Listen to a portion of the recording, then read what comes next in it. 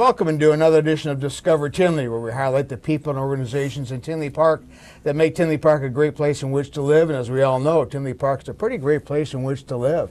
My name is Ron Centanni. I'll be your host tonight. And as usual, the program is brought to you through the volunteer efforts of the Community Resources Commission, plus our other volunteers, our adults, our students, our young people, all kinds of people help out putting the show on every month for you.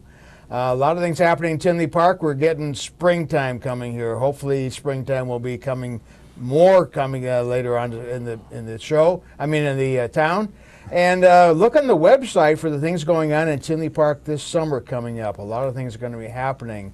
Hopefully some of you had a chance to go to Discover Tinley at the beginning of April and saw the big display we had there with all kinds of organizations in town.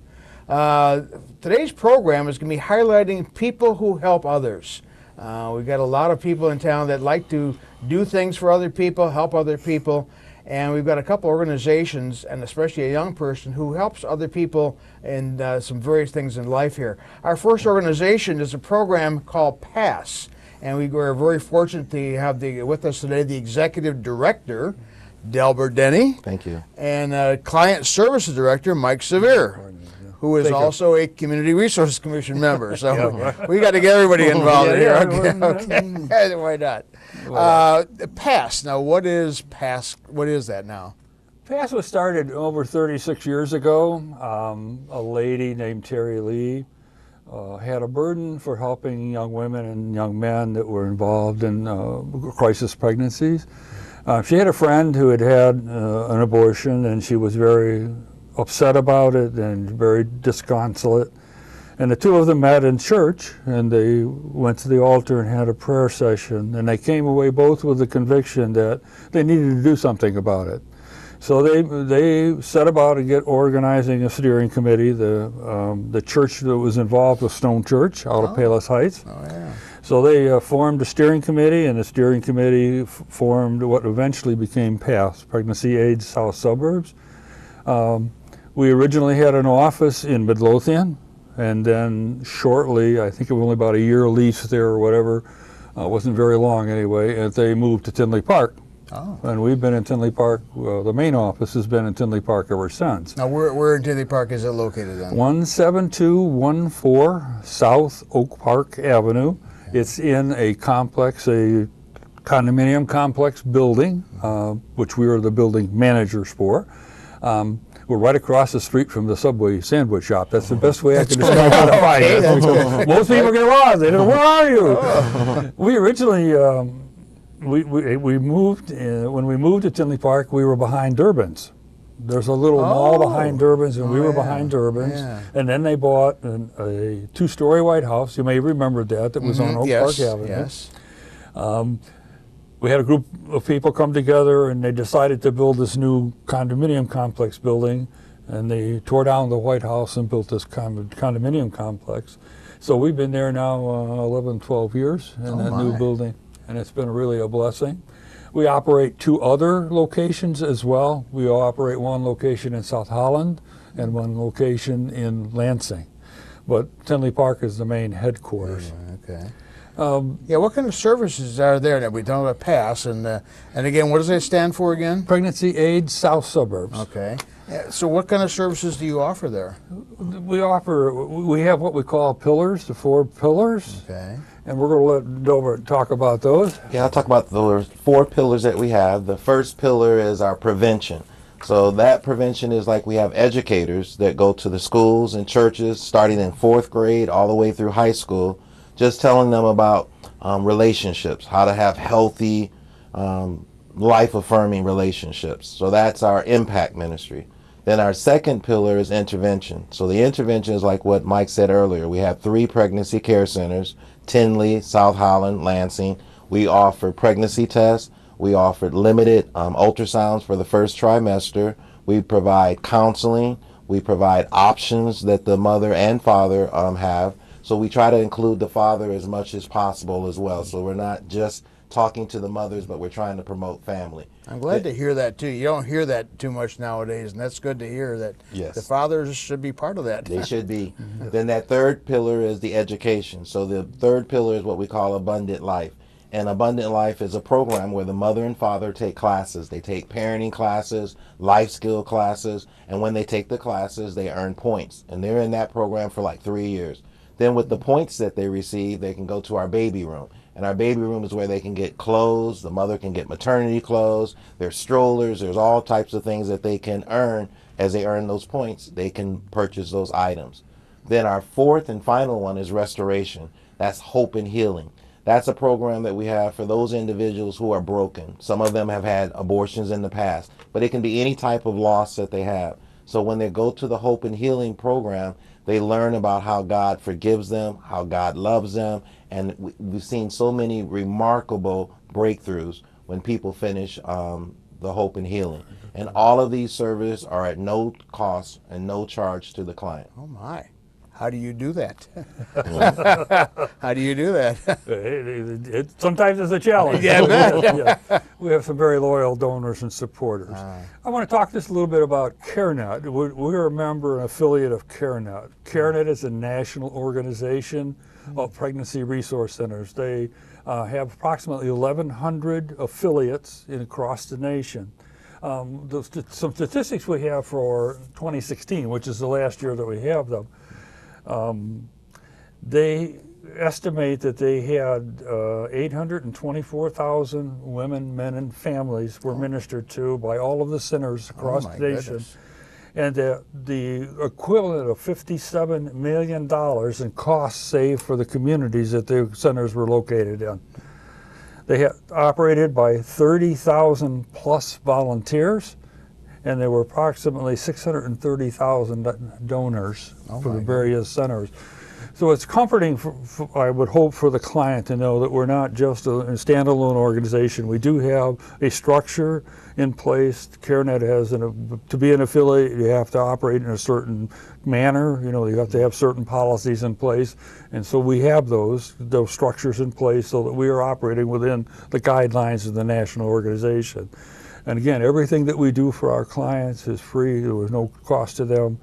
And we have some very loyal people that donors support us. We have donors, we have churches, we have individuals, we have businesses. Churches sometimes will do a fundraiser they call a baby shower. And the baby shower, they will hold a baby shower and they will donate all of the gifts for the baby shower to pass. So we get some of those donations. All of typically everything that's in the baby's room is donated. We don't go out and buy anything. Oh my. So we have some very good support in that area. Of course, things like diapers, you know, we could go through a ton of diapers, and boy, do we go through diapers. You know, and right now our basement smells like diapers. Well, we have an abundance of diapers, which is a good thing. You need some deodorant down there then too. Okay. It's a great thing. So we're supported by local people. We're not a tax burden. We don't take any federal funds. We don't take any state funds. Everything that we do is by donor supplies, also with the resources to be able to continue to function. Wow. Now you got a big fundraiser coming up now, don't you? Yeah, we have 2 fundraisers throughout the year. The first one is coming up is June 8th. It's going to be at the grounds or on the grounds of Peace Community Church in Frankfort, and it's our Hike for Life. That day will be a glorious day. It starts off early in the morning at 7 o'clock with registration.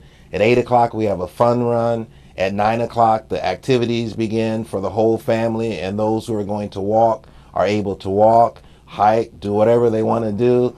Some people ride their bikes. It's just a day of activities, of fun, and just a glorious time. And if anyone wanted to know about that, they could go to Help Pass. And Help Pass, which is our organization, so it's helppass.org. When you look at that, you go online, you can see all the information about what we're having. We want people to come and get pledges, so we want people to kind of sponsor the people as they walk, because it is a fundraiser. And then our second fundraiser is our banquet. It'll be our 36th annual banquet. It's normally held at the Odyssey Country Club, and that's going to be on the first Thursday in October. Okay. Wow. How much do you usually raise for this hike there? What kind of money are you kind of getting from this? We're usually in that 40, 50,000 mark. Oh, get out of here. Oh my goodness! Yeah. Good for you.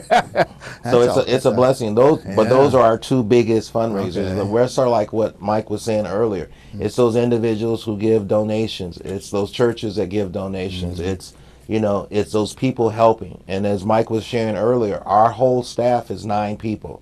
The rest of the people are all volunteers. I was going to say, you got quite a few volunteers, and if anybody wants to volunteer, you take volunteers. Mike's your man. Mike's the man. All right.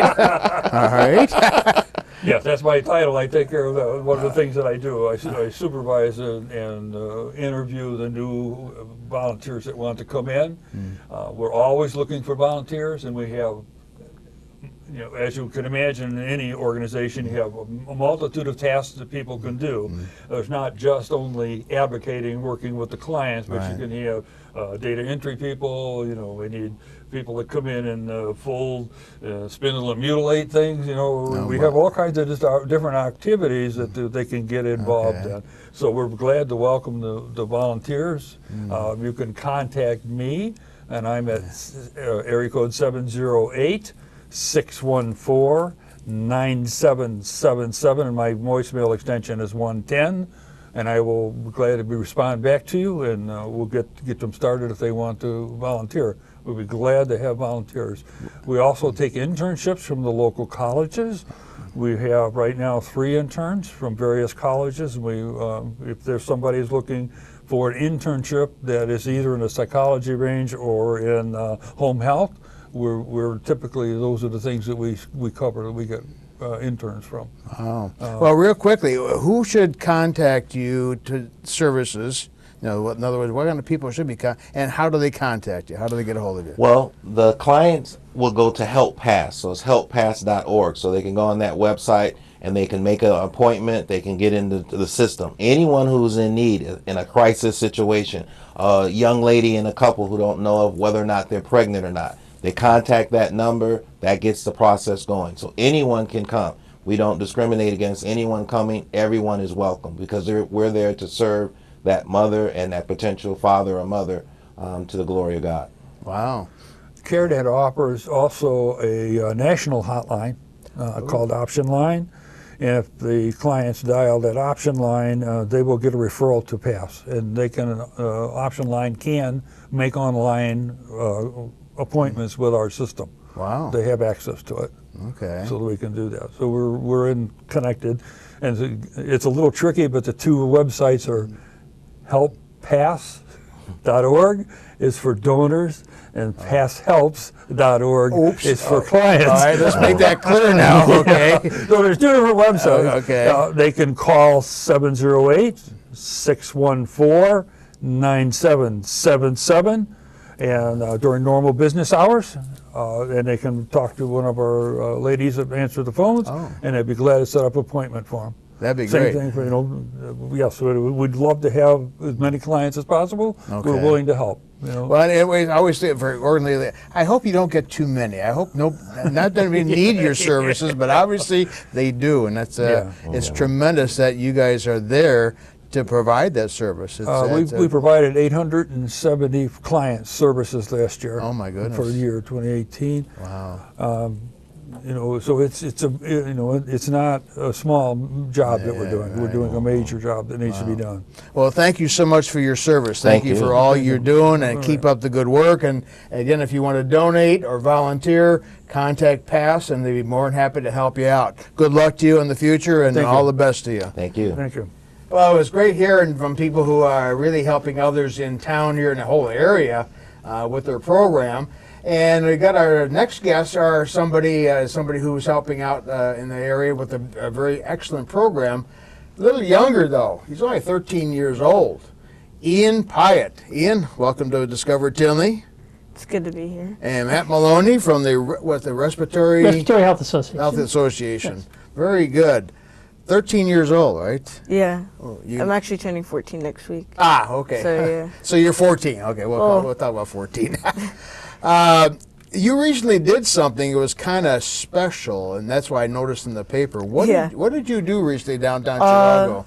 Well, I went up to John Hancock Center, which How did you go up? Stairs. Okay. How many stairs? 94 flights. Floors. Yeah. How many thousand steps? 1,632. Oh my goodness. You know how long it took you to go up that? Took me about 19 minutes. Oh, get out of here. No. 19 minutes to go up Yeah. 94 floors. Took me 19 minutes. Oh, jeez. Okay. Well, let's go into why you did that. What was the purpose of that climb? So, for the most part, it's just to fundraise about lung health and to get money to research for causes that have to do with the lungs, like COPD, emphysema, and lung cancer. Those are just a couple of the reasons why we do it. And 4 years ago, I lost my dad to lung cancer, so that's how I got into the fundraising. So I started a GoFundMe page, and that's how I got started off. My mom helped me set it up, and people started donating.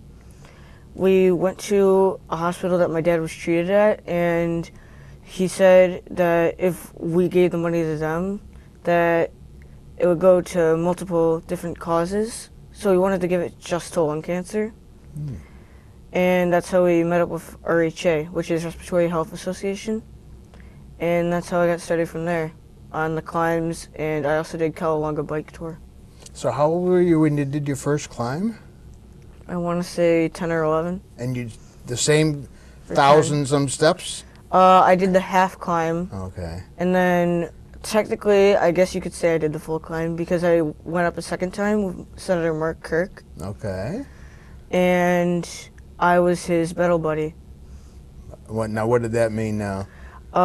It was being his battle buddy. It was just to where like me and him would just go up to do a fundraiser and raise money for a cause like this.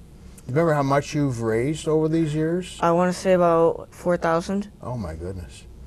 Tremendous. Let's talk, what's the Respiratory Health Association all about? What part do they play in all this? Well, we're glad to have volunteers like Ian. So our organization has been around for over 100 years, and we're focused on preventing lung disease, promoting clean air, and helping people live better. We do that through research, advocacy, and education. And Ian's a part of all of that as far as, he's raised money for our research. On advocacy, we'll talk more about that, but he's been a great advocate of ours. And we do have education in schools about how faculty and staff can recognize asthma triggers in training and teaching students how to better control their asthma. Oh, asthma. So asthma is probably one of the bigger things that you deal with? Yes. Okay. And people, if they learn the triggers and know how to handle it, and it's better under control, they have better health outcomes, fewer missed school days. So it's a win-win. Wow.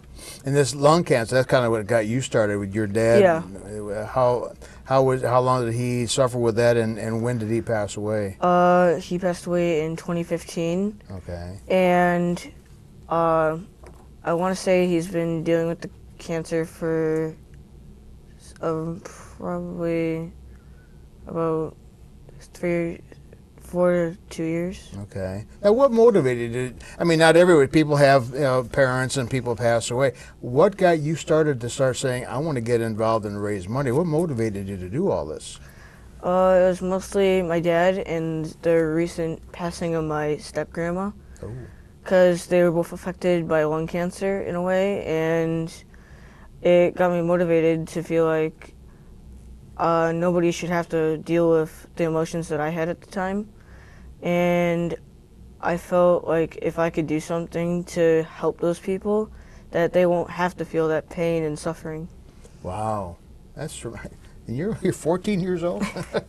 That's tremendous. How do you motivate others to even start thinking about doing something like this, you think? What would you tell people your age to do on this situation? That they can make a really big impact in the community, and also people that have these lung diseases. And it's a really good experience. How are you doing that? Are you doing other fundraisers at all, or other ways of raising money for this organization? It's mostly just through RHA doing the hustle in Cowabunga. And the what? So Cowabunga is a 3-day It's- bike ride it's we a do bike- that's in the bike first ride. weekend in August. Talk about that. What is that? You do that? I only did a little bit because I only did it once. Oh, man. What is that? What So is it that? starts in Gurney Mills, goes to Lake Geneva the first day, then to Wisconsin Whitewater. So it's a 3-day ride there's also an 18-mile option, so families can do that part if that fits them, and that raises money for our research, our advocacy, and our education. Wow. Now, first of all, where are you located at, and how would people get a hold of you if they wanted to? We're located in the West Loop Okay. of Chicago, but people can visit us at resphealth.org. And there's multiple ways to get involved or participate in our events, like Hustle, Cowalunga, or we have other volunteer and advocacy opportunities for people. Now, what's the status of the diseases now? Are we getting progress on this? Are we making headway and trying to get through some of these things? We are making progress, and what we're finding is that tobacco-related illnesses are really what we need to take head on, and that's where policy comes into play. And Tobacco 21 is a big part of that. Yeah, Ian, talk about that. What do you know about that program? And what is it, first of all? What's Tobacco 21? Tobacco 21 is just to raise the smoking age of when you could buy tobacco products. And basically the goal of it is to prevent high schoolers from getting their hold on these products because they lead to early lung health issues. Wow. Have you seen this in your school at all? Ian? I actually have seen it in my school. There's basically e-cigarettes and Juuls. Ooh. And in school? And now, where do you go to school? I go to Central Middle School. And in Central Middle School, it's a middle school. It's not even high school yet. Oh my goodness! What would you tell somebody that you see doing that kind of stuff? How would you try to discourage them? I would mostly go over what I've been through for the past 4 years, like losing my dad, because I know a lot about what these products do to you, and you could see it on most people. Like, you'll be able to smell it in their breath, you could hear weakness in their voice, and it's not really that good of an outcome if you think about it. Just because you think it makes you sound cool or look cool, it's really not. It's just killing you. Wow.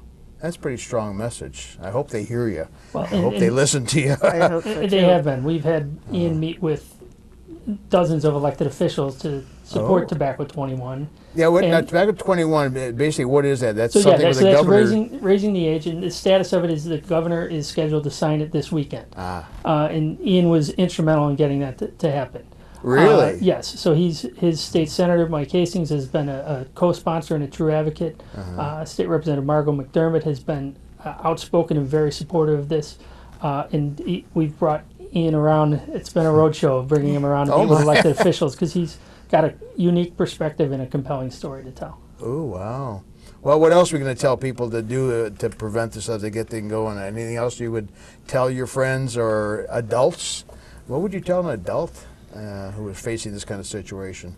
Mostly I just tell them to knock it off, because I've said this to a couple of adult friends that I've had in the family, and basically just tell them what I've learned for the past 4 years of being an RHA.